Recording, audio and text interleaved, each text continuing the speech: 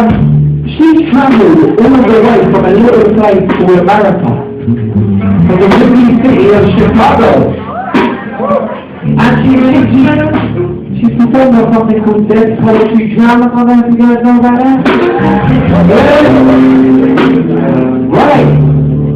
You guys need to make some noise for her, man. Give me number one. Give me number two. Give me number three. Come on.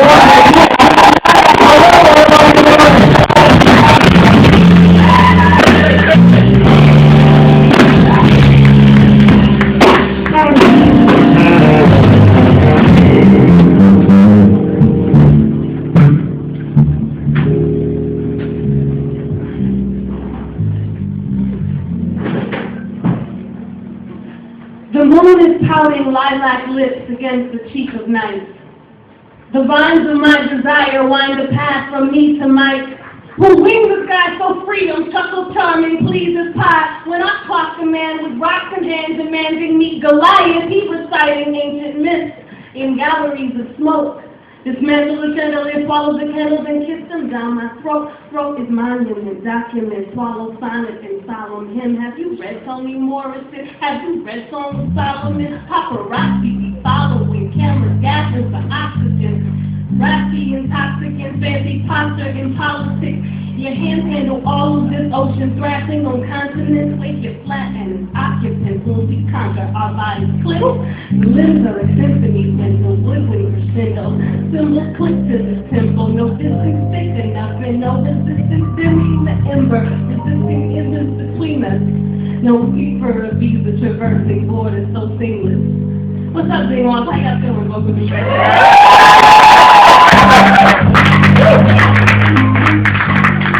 My name is Kristiana. I'm visiting from Chicago, and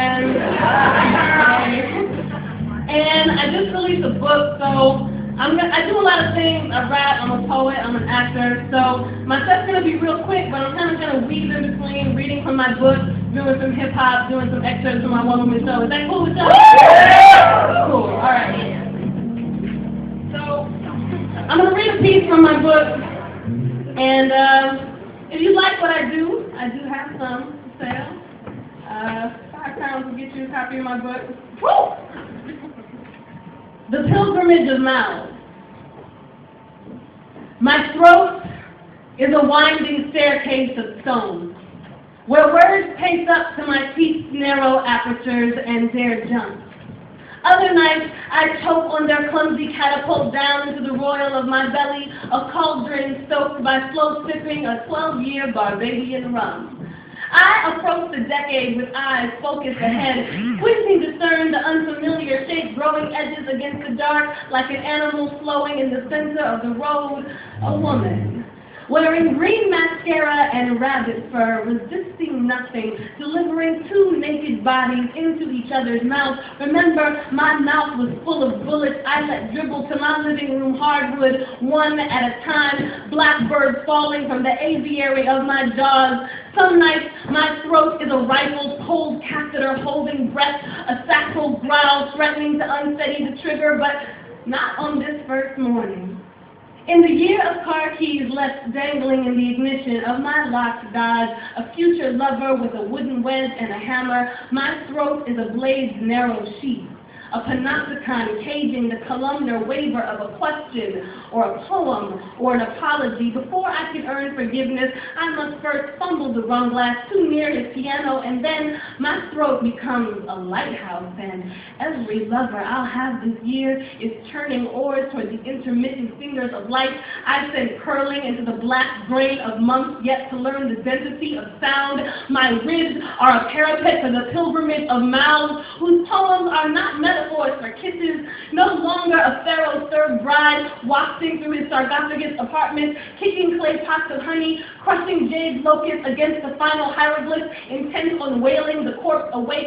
This year, my throat is a pillar of its own, a monument naked of epitaphs or erasures, helix of sex and sound, mouth rounding to name what time has left unnamed. Hold. And so what? that we sewed lashes to the eyelids of the moon, dilated the sky cervix and climbed high inside her womb. In June, I was Oshun, and I applied the nice perfume to the hollow of my collarbone and invited him to prune away the shadow shroud I plied upon my loom. And so what? Then we ignited violet branches in my room, shook the bloom asunder, blanched the thunder with our tune. We were titans hiding in the shrubs that line the tombs of Babel. Playful in our nakedness, we prattled, daft about how craftily we painted parallaxes. I watched him raptly humming. He'd already won the battle, contemplating atoms and his brandy Adam's apple, but no matter, had we splattered the canvases of Saturn, built pyramids on Pluto or graffitied Venus caverns, he sees me no cosmic sovereign, though I jewel his crown with stars. A glitter-faced infatuate catching drinks slid down the bar, so no matter that we flattered ourselves splinters of the fracture between the ribs of Eden and the breath of heaven's blackbirds, I am giggle-throated gloater, straddling to ease his back hurt, licking ligaments and knees ripped on the edge of April's laughter. And so what? That I refuse to glue back the glass that shattered. I am prism-skinned remembrance staining days with my refraction.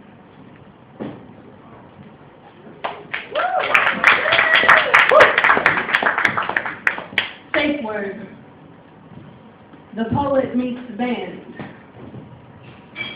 I am the lonely vixen haunting jazz clubs, carving moons into the soft wood of the bar with nervous fingernails. Tension is solvent, and whatever cocktail on special will soften the day's angst, splinting lower vertebrae, imperceptible sway, balanced on black bar stools, scribbling in the net of light cast by shallow candles, and after only a few cherry-bottomed glasses, I'm ready to stop pretending I'm not pliant. There is no danger in folding my secrets into bar napkins, into the flapping magic music of saxophones. No danger in the dark tower of sound winding up from the front man's mouth. No one has to know there's more than unwritten verses aching beneath my dress, snaking through my palms to be heard. There's no danger in applause, in mumbling invitations drowned out by the heaving impetus of drums. But hey, who's keeping score? They say I must have angered H.U. They say perhaps goat blood. They say I am Oshun, luring Ogun reluctant from the forest, sashaying with the honey pot.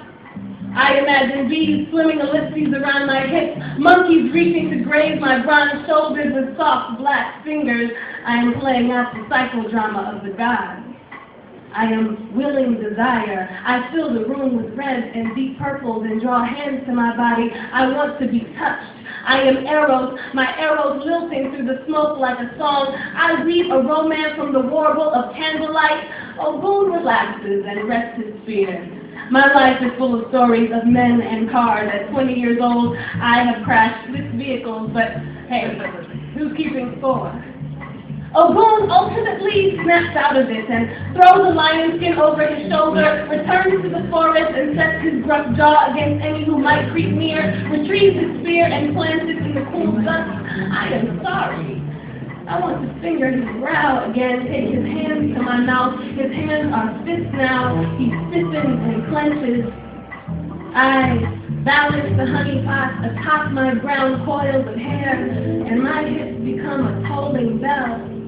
I raise my chin and my breasts are high. I am all cassava and honey wine, fingers bloodied on the edges of night.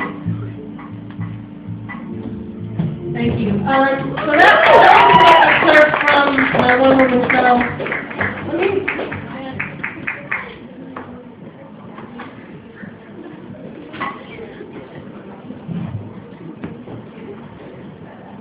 All right, let me try something.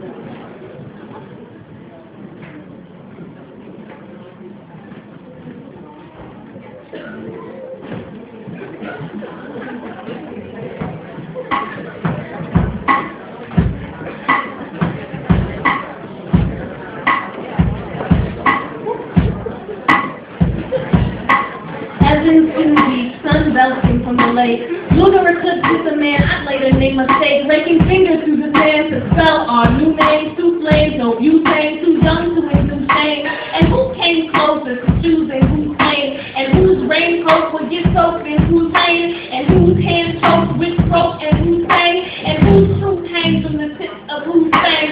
Whose hangs to the losers whose views are too strange? Who used to even music was seduced by new nature? We promise the same rockets with unity, I thank you, but promises of rocks in the pockets of your apron when you're waiting, touch your way into the basement of the lake is wildly, but you're hiding in the caging of your face. Cross your heart and pass your plate, and pass your plate. We're timing with our pride, so our gods are waiting tables.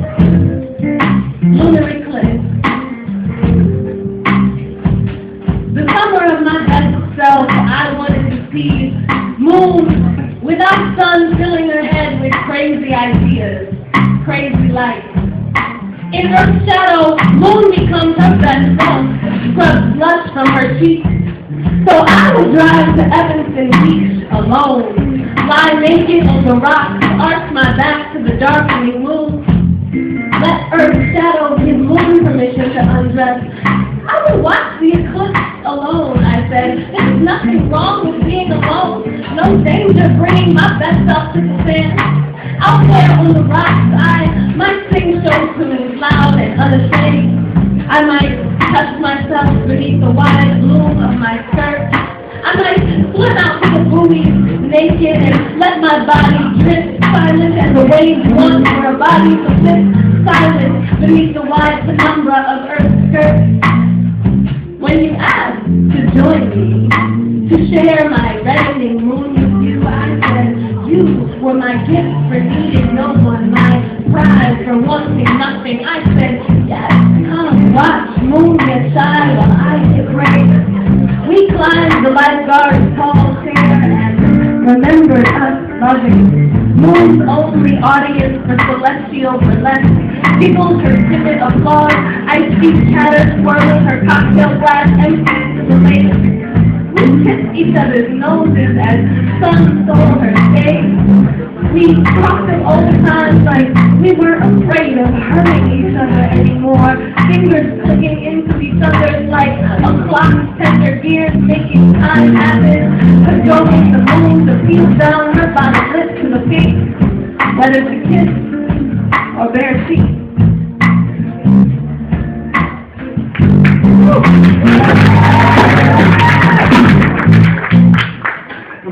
I'm going to close out with one more piece from my book, and then I'm going to turn the stage back over. You guys having a good time so far?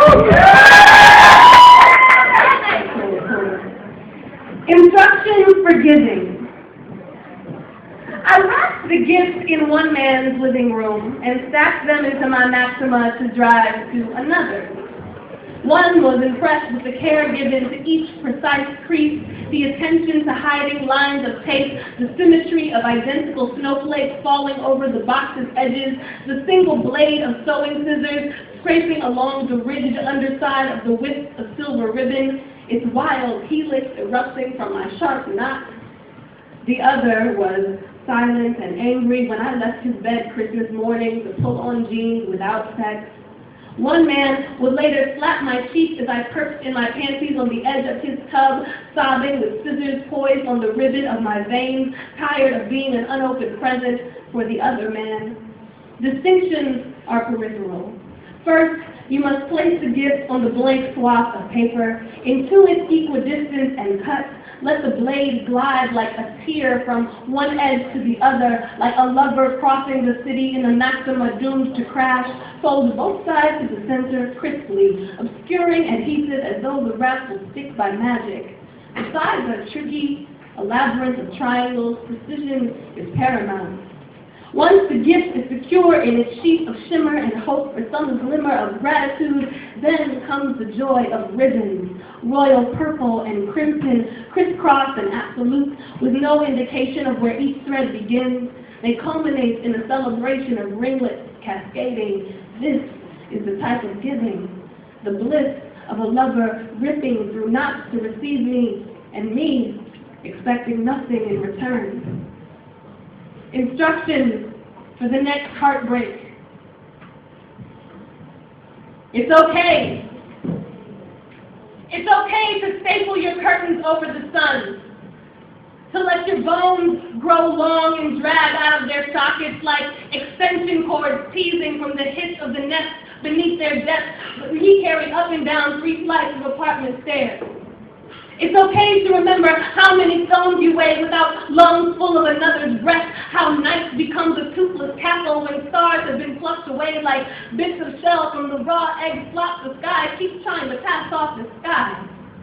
It's okay to roam the 3 rooms of your apartment as though he might be hiding in any one of them, smiling, waiting, like a parent in a cartoon costume to surprise a birthday child, to calm your shaking, to say, it was all just a joke, it was all just a test to see how high the flames of flint of your clumsy ribs could raise once you stopped eating.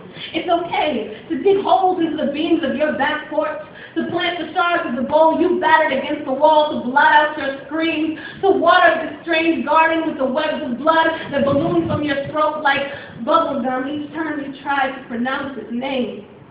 It's okay to rake your ankles across the asphalt of Lakeshore Drive and perch naked on the median like a steel-beaked gull, to squawk at the traffic that you'll let no one help you down but him, that you know he'll come, and he'll skid to the shoulder any minute now, to pitch a sweater over your purpling breast, blow the hypothermia from your fingernails, kiss apologies into your elbows. It's okay to hail a cab when he doesn't, to let the scabs of your lips glisten like 2 mating beetles in the driver's rear view, to dare the driver to chase you into your courtyard when you slam the cab door without paying your fare. It's okay to keep revising your obituary, adding that you were the one that shook 3 days of snow from the thunder-thatching black clouds, scratching out survived by loving husband and 2 beautiful daughters, scratching out the list of names he made in your diary, scratching out the pearls of memory that keep pimpling the places he last kissed, blistering the path his hands last traveled in the valley of your back. It's okay to be kissed again, to finally take the blender out of the box, to find a morning when your floorboards are warm enough to fill it with cinnamon and frozen peaches, to dismantle the chandelier of rum bottles, the wind chime of kitchen knives whose winter piccolo whistled your night terrors alive, to peel yourself out of yourself and shuck away the shell, to swell into a god when you find yourself still breathing and with all 10 of your digits accounted for, to assure the audience that a tongue will grow back when you promise the magic trick of gutting yours from the cobweb coughing of your jaws on stage. You've done this before, and you know it will be okay. You will love and bleed and love and bleed and love and bleed and love and bleed until you stop believing love requires quarts of blood or quartered limbs or coins to the fairy. It's okay to tell the ferryman to go on without you. You lost your quarter for the toll anyway, and it's okay that you're here now. It's okay to be here now. You're here now. You're here. Thank you.